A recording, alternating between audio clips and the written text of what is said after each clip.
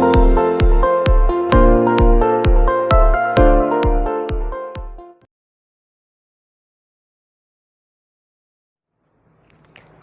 And welcome to MFK tutorials. आज हम class 11 NCERT math chapter 2 के रिलेशन एंड फंक्शन को कवर करने वाले हैं। तो हमने इससे पहले सेट्स पर जो है वीडियो बना रखी है, तो हमने अब सेट पर सारी सेटिंग ख़त्म कर ली। अब हम रिलेशन एंड फंक्शन पर सेटिंग करेंगे। It means that relation and function को पढ़ेंगे। तो रिलेशन एंड फंक्शन को समझने के लिए आप अगर थोड़ा बहुत सेट्स की जानकारी आपके पास है तो आप रिलेशन एंड फंक्शन आसानी से समझ सकते हैं। अगर आपको सेट से बेसिक में जानकारी लेनी है तो आप हमारे यूट्यूब चैनल की प्लेलिस्ट में जाकर के विज़िट करेंगे तो आपने सेट से रिलेटेड सारी वीडियो एक एक करके डाल रखी है। आप वहाँ देख करके यहाँ पर के आएंगे तो आपको रिलेशन एंड फंक्शन चैप्टर 2 बढ़िया समझ में आने वाला है। तो जो रिलेशन एंड फंक्शन है ये पूरी कैलकुलस की न्यू है। इट मीन्स दैट आपको अगर रिलेशन एंड फंक्शन समझ में आ गया तो कैलकुलस में आपको कहीं पर दिक्कत नहीं होने वाली है। तो आप थोड़ा सा जानकारी सेट की लेकर के आइए, फिर रिलेशन एंड फंक्शन इस पर आप विज़िट करिए। तो चलिए स्टार्ट करते हैं। सबसे पहले हम इसमें जो है एक्सरसाइज 2.1 के इंट्रोडक्शन पर बात करेंगे और उससे रिलेटेड कुछ एग्जाम्पल को देखेंगे। तो अब हम इसमें बात करेंगे ऑर्डर्ड पेयर की। ऑर्डर्ड पेयर हम बात करेंगे ऑर्डर्ड पेयर की, ठीक।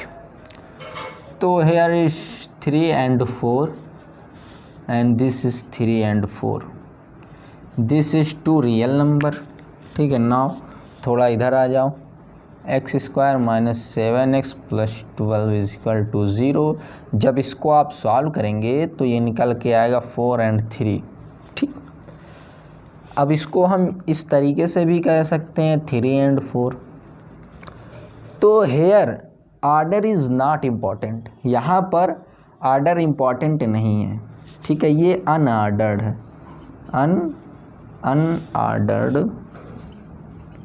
अनऑर्डर्ड पेयर, ठीक। यहाँ पर ऑर्डर इम्पॉर्टेंट नहीं है। लेकिन अगर यहीं हम एक्सिस की बात करें, ये आपका x एक्सिस हो गया, ये y एक्सिस हो गया, ठीक। अब हम 3 and 4 की बात करें, 3 and 4, तो ये कहीं यहाँ पर आएगा। और 4 and 3 की बात करें तो ये कहीं यहाँ पर आएगा, ठीक। 4 and 3। तो यहाँ पर अगर हम देखेंगे 3 and 4, 4 and 3, there are 2 difference thing, ठीक है। यानी कि कहने का मतलब ये है 3 and 4 और 4 and 3 यहाँ पर इक्वल नहीं है, ठीक। तो ये क्या, ये ऑर्डर्ड पेयर है। यही क्या है, ऑर्डर्ड पेयर, ठीक है। यहाँ पर अपना ऑर्डर्ड इम्पॉर्टेंट है, लेकिन यहाँ पर ऑर्डर इम्पॉर्टेंट नहीं था, यहाँ पर ऑर्डर इम्पॉर्टेंट है। तो ऑर्डर्ड पेयर यही होता है, ठीक है। 3 and 4 यानी कि उसको ब्रैकेट के अंदर, वो जो नंबर है उसको ब्रैकेट के अंदर लगा करके कामा के साथ, वही क्या है, हमारा ऑर्डर्ड पेयर है, ठीक है।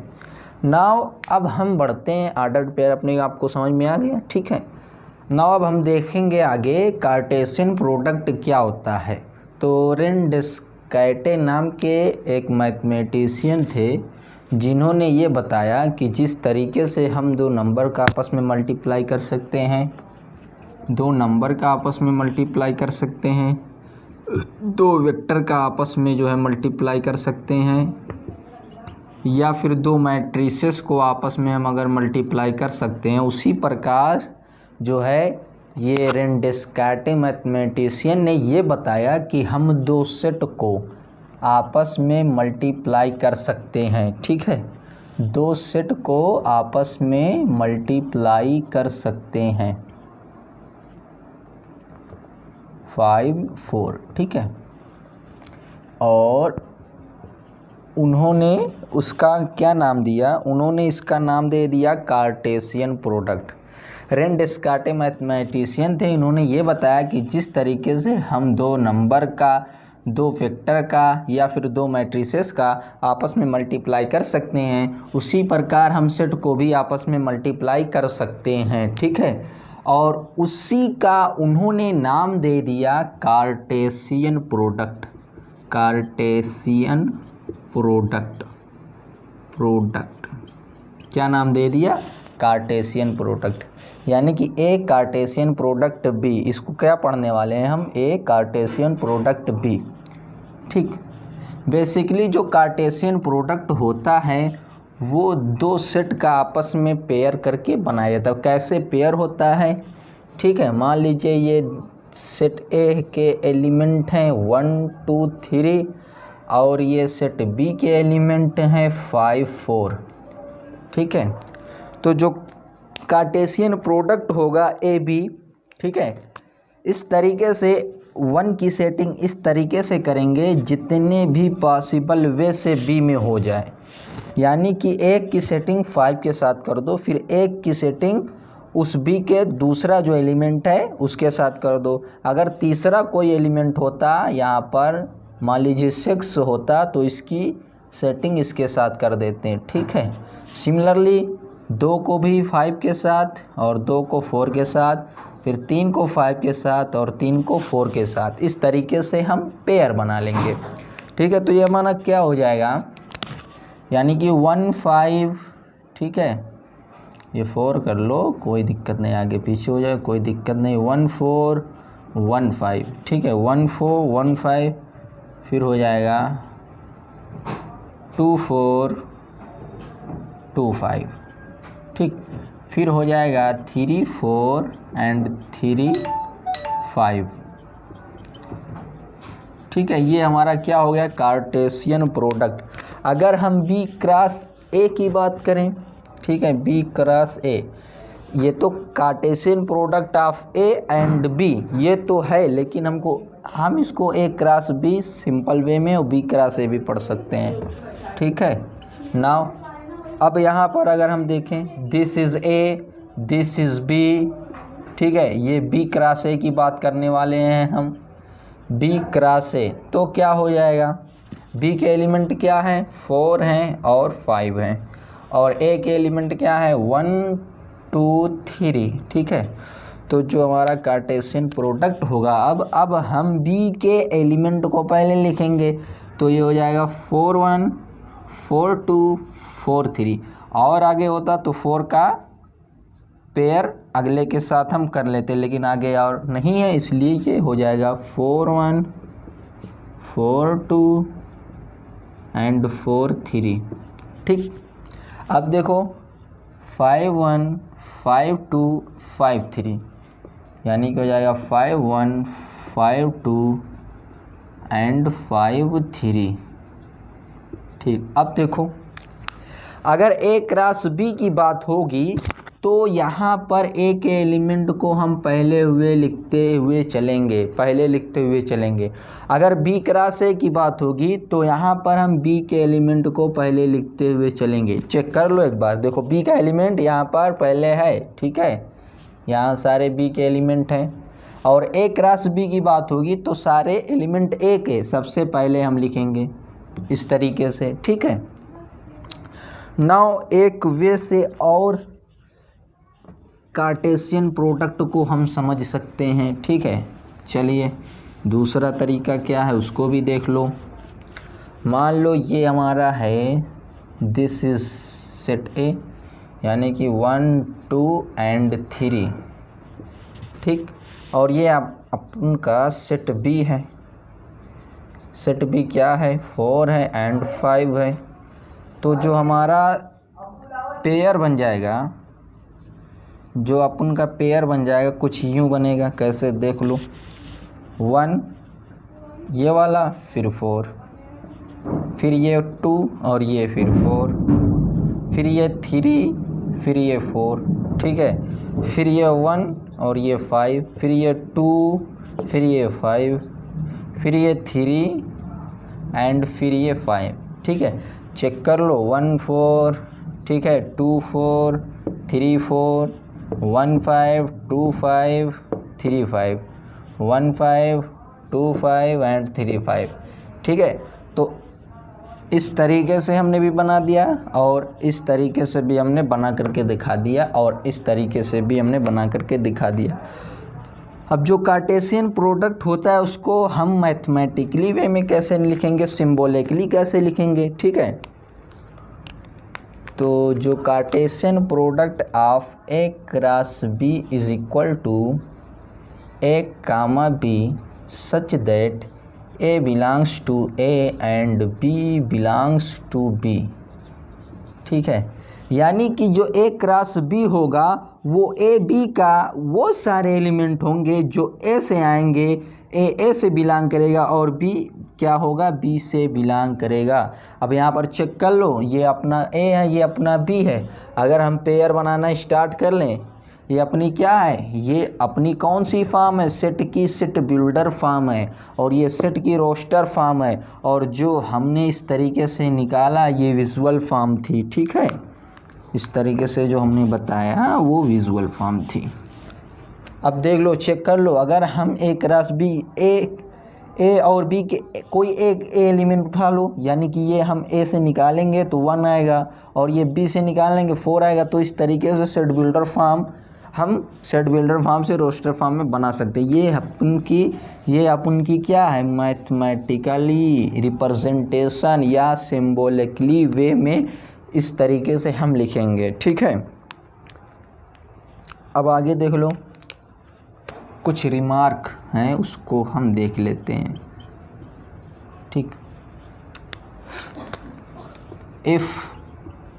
ठीक है, if number of element in A is equal to, इससे पहले कुछ और रिमार्क है वो देख लो। जो पेयर है वो आपस में एक दूसरे के इक्वल कब होगा, A B is equal to X Y. कब होगा, जब एक्स बराबर ए होगा और बी बराबर वाई होगा, तब ये आपस में जो पेयर हैं इक्वल हो जाएंगे। जैसे X minus 3 is equal to Y, X minus three comma Y plus 5 is equal to 3 comma 4। तो x minus 3 is equal to 3 यानी कि x is equal to 0 and y plus 5 is equal to 4 यानी कि y is equal to -1। जब इतना और इतना यहाँ पर पुट कर देंगे तो ये दोनों इक्वल हो जाएगा। देख लो, ऑर्डर पेयर कब बराबर होंगे, जब x इक्वल टू ए हो जाएगा और b is equal to Y. It means that कहने का मतलब ये है, ये वाला एलिमेंट इसके बराबर होना चाहिए और ये वाला इसके बराबर होना चाहिए और ये जो है इसके बराबर होना चाहिए। ठीक है, ये इसके बराबर होना चाहिए, ये इसके बराबर होना चाहिए, तो हमारे दो ऑर्डर पेयर आपस में बराबर हो जाएंगे। ठीक है, ये रिमार्क नंबर फर्स्ट था। What is our second remark. ठीक, और number of element in set B is equal to Q. तो number of element in set A cross B is equal to हो जाएगा पी इंटू क्यू। ठीक, ना एक example के थ्रू समझ लें। ए इज इक्वल टू है अपना 1 2 3 and B is equal to है 3 4 5। ठीक, तो जब इसका एक Cartesian product of A B बनेगा तो 1 4, ठीक है, 1 4 1 5 2 4 2 5 3 4 एंड 3 5। ठीक है,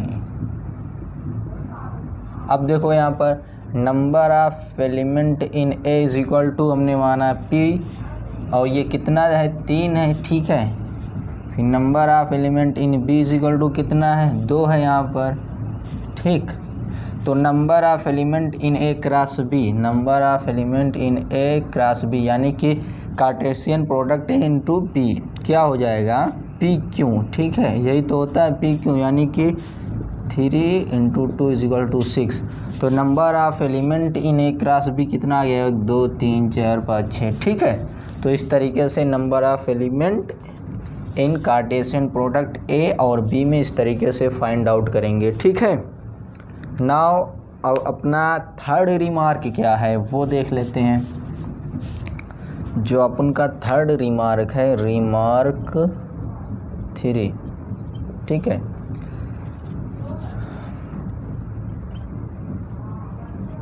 रिमार्क 3 ये है, अगर अपने पास कोई ए सेट या बी सेट, कोई इम्पटी सेट हो, ठीक है, if A is equal to 5 और B is equal to 5 are both, या ए इम्पटी सेट है या बी इम्पटी सेट है, तो जो इसका Cartesian product A cross B बनेगा वो भी 5 आएगा। क्यों? क्योंकि हम पेयर बनाएंगे, जब पेयर बनाएंगे एक सेट में कुछ होगा ही नहीं। जैसे मान लीजिए ये 1 2 3 और ये है इम्पटी सेट, यानी कि इसमें कुछ है ही नहीं, तो इसका भैया पेयर कहाँ बनाओगे? हवा के साथ इसका पेयर बनाओगे? नहीं बन सकता, तो क्या आएगा? 5, ठीक है।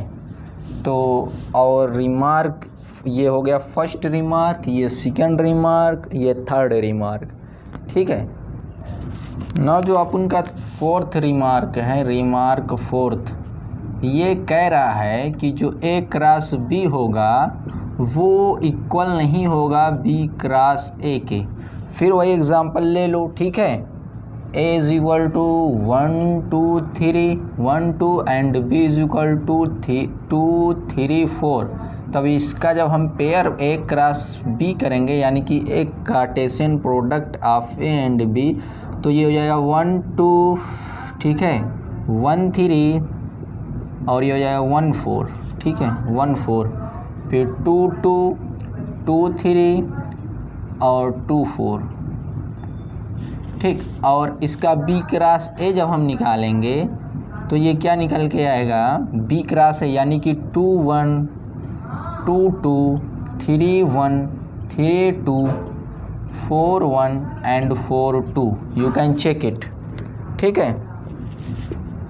आप देख सकते हैं ए क्रॉस बी और बी क्रॉस ए इक्वल नहीं है, लेकिन कुछ स्पेशल केस ऐसा आएगा जहां पर ए क्रॉस बी और बी क्रॉस ए इक्वल हो जाएगा। यहां पर लिखेंगे इन जनरल, इन जनरल, मतलब कहने का ये है अपना कि जनरल केस में ए क्रॉस बी और बी क्रॉस ए इक्वल नहीं होंगे, ठीक है। लेकिन हमने बताया था जो number of element A cross B होगा, number of element A cross B is equal to number of element B cross A is equal to number of element in A into number of element in B, ठीक है। कहने का मतलब ये है जो number of element in A cross B होंगे वो number of element in B cross से दोनों इक्वल होगा, ठीक है। और वो कितने के इक्वल होगा? Number of element in A into number of element in B, ठीक। जैसे कि यहाँ पर हमने निकाला, यही एग्जांपल देख लो, N A is equal to, इसको अगर हम चेंज कर दें, ए बी कर दें, मान लो एक पल के लिए इसको ए मान लो, एक पल के लिए इसको बी मान लो, तो number of element in A is equal to 3 है, number of element in B is equal to 3 है, इन एक number of element in A cross B, तो कितना आया? 6 आया। अब हम बी क्रॉस ए जब निकालेंगे तो सिमिलरली ये 2 के प्लेस पे 3 हो जाए, 3 के प्लेस पे 2 हो जाएगा। जब मल्टीप्लाई करेंगे तो उतना आएगा, यानी कि जितना element number of element in A cross B equal होगा number of element in B cross A into number of element A into number of element in B, ठीक है। यानी कि 3 और 2 मल्टीप्लाई जब करेंगे 6 आ जाएगा, ठीक है। तो ये अपना था रिमार्क नंबर 4। पहला रिमार्क ये था कि 2 ऑर्डर पेयर आपस में कब बराबर होंगे? जब ये इसके बराबर हो जाएगा और ये एलिमेंट इसके बराबर हो जाएगा। दूसरा ये था कि number of element in A P है और दूसरे में क्यू है, तो जो का number of element in Cartesian product A B में होगा वो दोनों सेट के मल्टीप्लाई के इक्वल होगा, ठीक है। तो हमने इस तरीके से हमने निकाल लिया number of element in A cross B. और थर्ड रिमार्क ये कह रहा था कि अगर अपने पास 2 सेट है और उसमें से या तो एक इम्पटी सेट है या तो दोनों इम्पटी सेट हो, ठीक है, तो जब उसका हम कार्टेशियन प्रोडक्ट लेंगे वो भी इम्पटी सेट आएगा, ठीक है। जैसे मान लो ये 1 2 है, number A is equal to 1 2 और बी इज इक्वल टू अपना है इम्पटी सेट यानी कि 5, तो जब इसमें कुछ एलिमेंट है ही नहीं तब इसका अगर हम पेयर बनाएंगे तो वो कुछ आएगा ही नहीं, यानी कि वो भी एम्प्टी सेट हो जाएगा। और रिमार्क 4 कह रहा है, रिमार्क नंबर 4 कि A cross B B cross A आपस में इक्वल नहीं हो सकते, वो जनरल केस। कोई ऐसा स्वीट सा केस होगा, यानी कि स्पेशल केस होगा जिसमें वो ये जो है इक्वल हो सकते, वो अलग बात है। और जो number of element in A cross B, number of element in B cross A equal होगा, ठीक है, दोनों, ठीक है, यानी कि जितने एलिमेंट ए क्रॉस बी में होंगे उतना एलिमेंट बी क्रॉस ए में होगा, ठीक है। नाउ अब हम बढ़ते हैं एक आध दो एग्जाम्पल की तरफ। पहला एग्जाम्पल कह रहा है x + 1, y - 2 = 3, 1, ठीक है। ये जो ऑर्डर पेयर बराबर होता है कब हमने बता ही दिया है, x, y = a, b, और जब ये बराबर होंगे तो ये और ये आपस में बराबर होना चाहिए, ठीक है। तो x + 1 = 3 हो जाएगा, तो x = 2, ये हमारा x की वैल्यू फाइंड आउट होगी। y - 2 = 1, तो y = 3, ये y की वैल्यू आ गई, ठीक है। फिर एग्जाम्पल सेकेंड कह रहा है if p = ABC and q = R, form the set p cross q and q cross p। तो हमें p cross q find out करना है, p क्रॉस q, ठीक है। यानी हम पहले p के एलिमेंट वो लिखेंगे, तो p का एलिमेंट r के साथ जब ऑर्डर पेयर बनाएगा तो हमें क्या मिलेगा, a, r, ठीक है, b, r और c, r। और बनेगा कुछ, और कुछ नहीं बनने वाला। नाउ अब हम q क्रॉस p की बात करें तो ये q क्रॉस p क्या बनेगा, r, a, r, b, r, c, ठीक है। देखो एक चीज़ ध्यान देने वाली बात ये है, जब हम p क्रॉस q की बात करेंगे तो पहले हम p के एलिमेंट को उठाएंगे और अनदर सेट का जो एलिमेंट होगा उसके साथ पेयर बनाते हुए जाएंगे। फिर यहाँ q की बात कर रहा है तो हम q के एलिमेंट को पहले उठाएंगे और p के जितने एलिमेंट रहेंगे उसके साथ पेयर बनाते हुए चले जाएंगे, ठीक है, क्लियर। ना एग्जाम्पल 3 जो कह रहा है ये फर्स्ट और ये सेकेंड, और एग्जाम्पल थर्ड अपना कह रहा है कि a = इतना, b = इतना, c = इतना फाइंड आउट करना है a cross b intersection c, a cross b intersection c, ठीक है। तो अपना तो ये a है, हमें b इंटरसेक्शन c निकालना है, ये b है, ये c है, तो b इंटरसेक्शन c क्या हो जाएगा, 3, 4, 4, 5, 6, यानी कि कितना आ जाएगा b इंटरसेक्शन c, 4, ठीक है। और हमें क्या निकालना है, a cross b intersection c, check कर लो। तो a क्रॉस अपना a, ये a है और ये क्या है, b इंटरसेक्शन c, तो ऑर्डर पेयर बना लो, तो 1, 4, 2, 4, 3, 4, ठीक है, क्लियर। 1, 4, 2, 4, 3, 4। सिमिलरली इसको भी कर लो, इसको भी कर लो, वैसे ये भी है, खाली यहाँ पर यूनियन है, ये वाला हम बता दे रहे हैं, ठीक। इसमें क्या करना है, पहले a क्रॉस b निकाल लो, ठीक है, उसके बाद a क्रॉस c निकाल लो, फिर जो दोनों मिलेगा उसका इंटरसेक्शन कर लो, ठीक है। ये खुद से करके दिखाओ, ठीक है, ये खुद से कर लो, नहीं आ रहा है तो कमेंट सेक्शन में पूछ सकते हो, वो बता दिया जाएगा।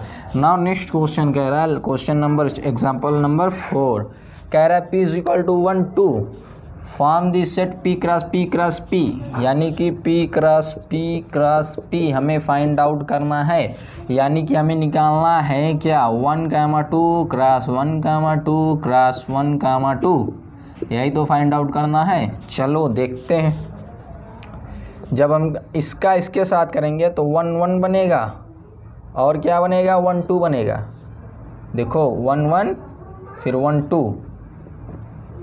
ठीक, फिर 2, 1 एंड 2, 2, क्या बना, 2, 1 एंड 2, 2, ये बन गया, ठीक, ये बन गया। ये क्या बना, p क्रॉस p।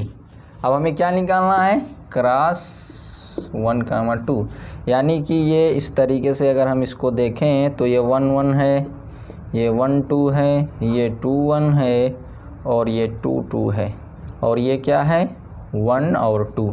यानी कि अब इसका इसके साथ करेंगे, इसका इसके साथ करेंगे, फिर इसका इसके साथ कर लो, इसका इसके साथ कर लो, फिर इसका इसके साथ कर लो, इसका इसके साथ कर लो, फिर इसका इसके साथ कर लो, इसका इसके साथ कर लो। यानी कि जो P क्रॉस P आने वाला है क्या आएगा देख लो, चेक कर लो, 1 कामा 1। ठीक है, एक बार इसका इसके साथ हो गया, अब इसका इसके साथ कर लो, यानी कि 1 1 और फिर 2। देख लो, चेक कर लो, समझ में नहीं आ रहा है इसको देखो, फिर से कर लो, 1 1 फिर 1 2 1 1 1 1 1 1 1 1 2। फिर यहाँ देख लो, इसका अब हम इसके साथ कर देंगे और इसी का इसी के साथ कर देंगे, यानी कि आ जाएगा 1 2 1 और क्या आ जाएगा 1 2 2 1 2 2। ठीक, अब देख लो, इसका इसके साथ कर देंगे और इसका फिर इसके साथ कर देंगे, यानी कि ये क्या आ जाएगा 2 1 1 और 2 1 2। ठीक है, अब फिर इसका इसके साथ कर देंगे, फिर इसका इसके साथ कर देंगे, यानी कि ये क्या आ जाएगा 2 2 1 और ये आ जाएगा 2 2 एंड 2। ये हमारा क्या मिल गया P क्रॉस P। नाउ अब हम नेक्स्ट वीडियो लेक्चर में हम बात करेंगे एक्सरसाइज 2.1 के सॉल्यूशन पर। ठीक है, तो रिलेशन एंड फंक्शन में आज यहीं तक रखते हैं, फिर उसके बाद हम एक्सरसाइज 2.1 के क्वेश्चन को सॉल्व करने के बाद हम बताएंगे रिलेशन एंड फंक्शन को आगे बढ़ाते हुए रिलेशन क्या होता है, उसमें डोमेन कोडोमेन क्या होता है, रेंज क्या होती है। ठीक है, तो हम एक एक करके स्टेप बाय स्टेप आगे बढ़ते जाएंगे। अगर आपको कहीं नहीं समझ में आता है तो कमेंट सेक्शन में पूछ सकते हैं। तो thanks for watching my video. अगर आप हमारी वीडियो लेक्चर समझ में आता है तो सब्सक्राइब करना ना भूलें, ताकि और हम फ्यूचर में अगर वीडियो अपलोड करें तो आपके पास पहले पहुंच जाए कंटेंट।